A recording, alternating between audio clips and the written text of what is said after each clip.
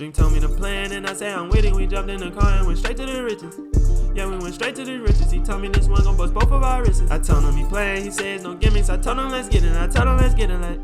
The brazen Friday night shooting at this Jane and Woolner parking lot in West Toronto has turned deadly. Police confirm 20-year-old Muhammad Sow died of his injuries in hospital Saturday night. 4 others were injured. Sow appears to have gone by the name King Mo.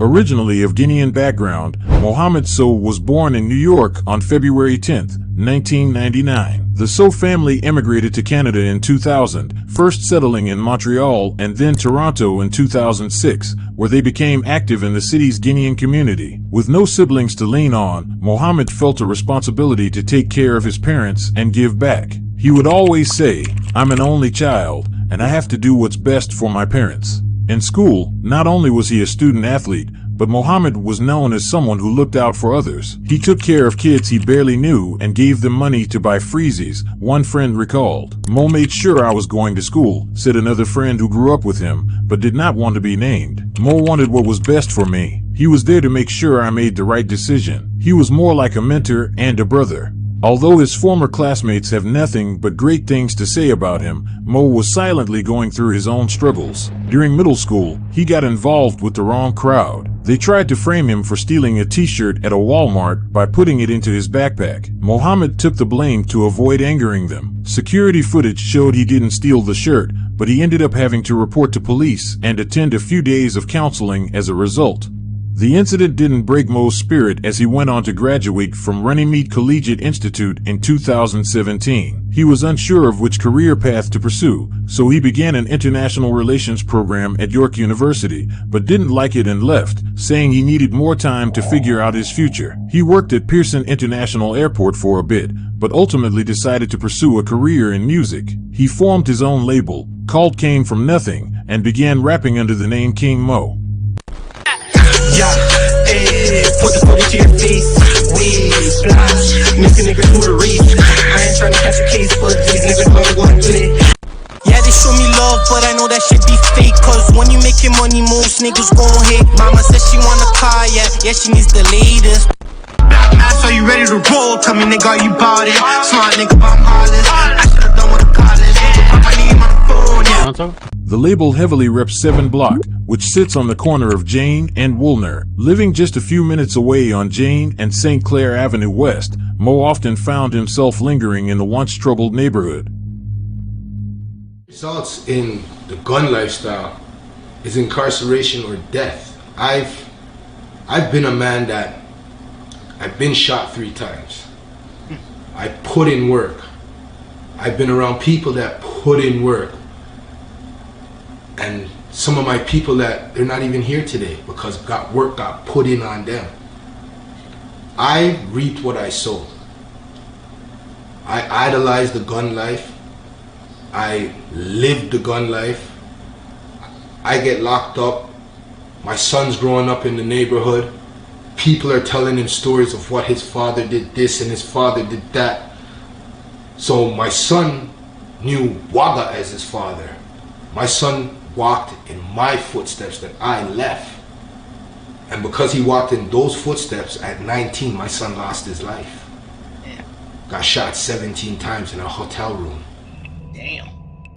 When the topic of gangs in Toronto is discussed, the crews often brought up are the Driftwood Crips, Galloway Boys, or even the Jamestown Crips. But within these towers that sit on the corner of Jane and Woolner, homed one of the most violent street gangs in the city that only a few have heard of. The main crew inhabiting the area were the Southside Gators, as well as their subset, the Junior Gators. The gang was founded in the early 1990s by predominantly West Indian immigrants. Members would commonly sport some article of green clothing or standard green army fatigues to show affiliation with the crew. Although most members are of West Indian or African descent, members of notorious transnational Hispanic gangs, such as the Latin Kings and MS-13, have been known to frequent the Woolner apartments, suggesting an affiliation. The Gators' aggression towards both the Bloods and the Crips in the West End of the city was evident from conception, with members violently confronting active gang members from both factions within their own neighborhood and later displacing a local Crip set from Martha Eaton Way. What began as a form of protection against roaming neighborhood blood and Crip gangs quickly turned into the aggressors in most conflicts, and thus, the Gators gained a reputation as being extremely violent and confrontational. The first day of summer starts off with a series of raids across the GTA and in the city's West End. Police announcing this morning they've taken down a large portion of a street gang with international ties. Yeah, I gotta see what happened to bro who got shot 17 times in the you gotta get to that. 70 people were arrested after an early morning blitz that involved about 800 officers. And the individuals arrested are alleged to be part of the 5 Point Generals, a gang that is said to operate out of right here at Weston and Lawrence. In 2008, the Gators were involved in a deadly turf war with several crews along the west end of the city, including the Trethway Gangsta Killers, Pelham Park Bloods, and the Complex Gangsters, but their most infamous feud would be with the notorious 5 Point Generals. It is reported the rivalry was responsible for 8 homicides that year alone, and those are just the ones confirmed. With the two factions being homed within 10 minutes of one another, the violence would come as no surprise to investigators. The murders started in fall of 2008, when Egg West Crip member Stephen Barton, aka Frost, was shot near York Square. Less than 24 hours later, a drive-by would take place on Highway 401, which ended with a body being dumped from one of the moving vehicles. The slayings drew some police attention as they cited the two incidents were most likely related, but things calmed down and the police chief thought that was that. But it wouldn't be until the start of the new year when bodies would really start dropping. It started in January when Kevin Boating, aka Casa, a suspected Gator, was stabbed outside an old Weston Road home. Jamel Grant, who police believe was a 5 Point General member, was shot and killed at a Weston Road bar the next month. After that, Daniel Da Silva, aka Dizzle, a 22-year-old Portuguese man who police say had gotten into drug dealing, was robbed and shot inside his luxury BMW SUV. A 5 Point General was arrested for his murder. Then there was Danny Lewis, aka Goon, who God damn. was shot and killed off Keel Street. He was Frost's best friend. The gun that killed him was dropped in a dumpster at a youth center where he'd sought help writing a resume earlier in the year. A day later, Omar Waite, a Gator, was gunned down nearby. 10 days after that, Adrian Johnston, a 14-year-old Gator associate, was shot in a field near Woolner Avenue. Still Gators is down 3. Gators is down 3. Still wearing his school uniform. The casualties caught the eye of Toronto's chief of police at the time, Bill Blair, who made Weston the new front in his force's war on gangs. The spike was unprecedented, what the chief called unheard of. The deaths made up 1/3 of Toronto's total, and twice the number of nearby Jane and Finch, which often earned the distinction of being the city's violent crime capital. Fast forward to 2011, raids were executed and trial was on its way. A judge sentenced one member to 13 years in prison after police seized from his Egg West apartment 9 weapons, crack cocaine, 2 pit bull dogs, and believe it or not, a 4-foot alligator, which police said was the club mascot. Many of those arrested Niggas had a pet alligator as a club mascot. What the fuck? Nah, they was feeding that alligator humans. They was torturing niggas. A 4-foot alligator, which police said was the club mascot. Many of those arrested during the raids received similar sentences, while a handful were deported. Since the mass arrests of the Jane and Woolner OGs, youngsters from the block have adopted group names they've heard of, keeping the gang's legacy alive, but with little organization or formality, internal feuds have sparked, causing many of the crews to split. The drug and gang activity within Jane and Woolner slowly dissipated since 2008, when the violence was at its peak, but one horrific night in the summer of 2020, more than a decade later, would leave many questioning if a long-standing gang rivalry was reigniting.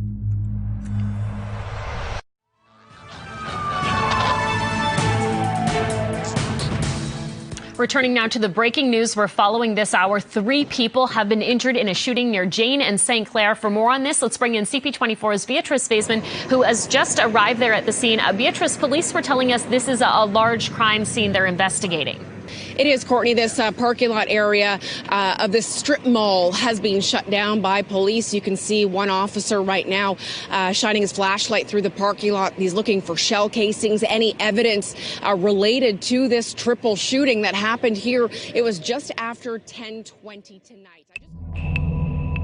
Friday, July 10th, 2020, Toronto police were called to a plaza at 251 Woolner Avenue at 8:17 p.m. Police say a dark-colored SUV approached the parking lot and at least one person started indiscriminately shooting at people who were gathered there. Surveillance footage obtained by CTV News Toronto showed multiple people, including a child, ducking behind vehicles to avoid being hit. In total, 5 people were injured. 3 were taken to a hospital by paramedics and 2 others made their own way to hospital to seek medical treatment. King Mo was one of the many people congregating in the plaza parking lot. The night of the shooting, he told his parents he would be playing basketball with some friends as he had been doing every Friday during the pandemic. Mo's mother said he would normally drive to the court, but that Friday evening, he didn't. Around 11:45 p.m. that same night, King Mo's friends knocked on his parents' door, distraught, and informed them he'd been shot and taken to the hospital. By the time his parents arrived to the hospital, Mo had succumbed to his injuries. He was the city's 36th murder victim of 2020. The 37th would be Malvern-based rapper, Gleesh, who was shot at STC that same night. King Mo's case received immediate attention, but for the wrong reasons. His near-decade-old mugshot from when he was wrongfully accused of shoplifting was used as the identification image for his news story. At 3 a.m., Why the media be doing that? They know they could have asked for a different picture. Why they had to use that picture, feel me? That's tough. Shoplifting was used as the identification image for his news story. At 3 a.m., they ask for photo to put on the news. The grief-stricken mother of 21-year-old Sidi Muhammad Sow is still in disbelief that 2 police officers showed up at her door at 3 Sunday morning, just 9 hours after her son died in hospital. They said it's very important that we give them a picture they're going to put in the news, otherwise they might put a mock shot which we won't like. And I just said, right now is not a good time. You see my husband, he's gonna drop dead. He already on the floor. Can you just please leave? The family had many photos of their son, but says the time was inappropriate. And while the officers left their business cards, the family did not hear back from anyone the next day. Local news stations were hit with intense backlash, forcing them to change the image. Fortunately for Mo's family, they received brighter news a month later, on Friday, August 21st, when members of the Emergency Task Force, 12 division officers and homicide investigators arrested and charged Malik Francis Taylor with first-degree murder. Verno, you spazzing.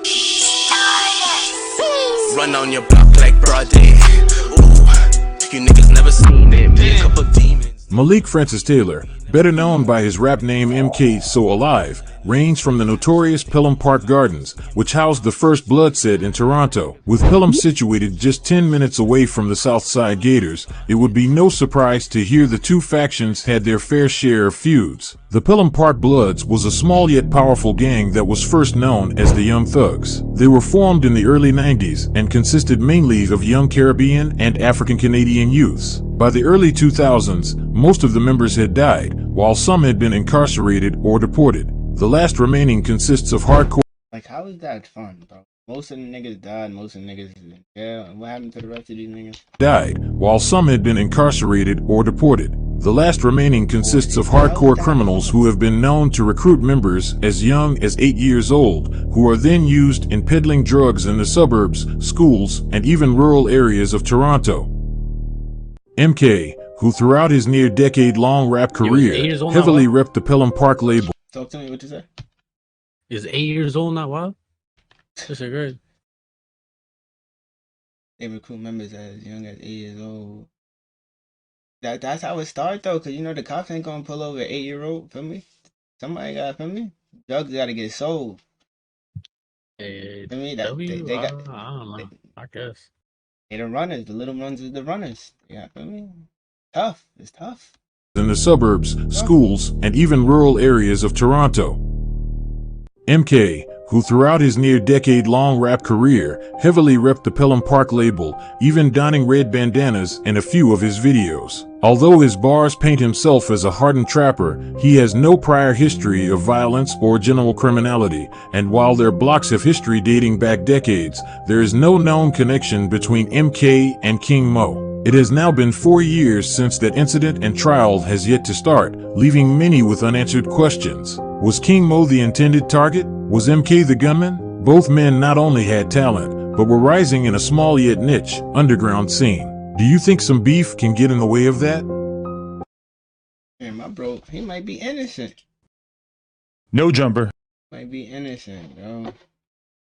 Damn, but rest in peace to Mo. Yo, I got a Nip song. If you got time for it. Alright, I got you. And I'm It's called Super Real Unreleased. Fake niggas, we don't do those. Fake niggas, we don't do those. Heart cold,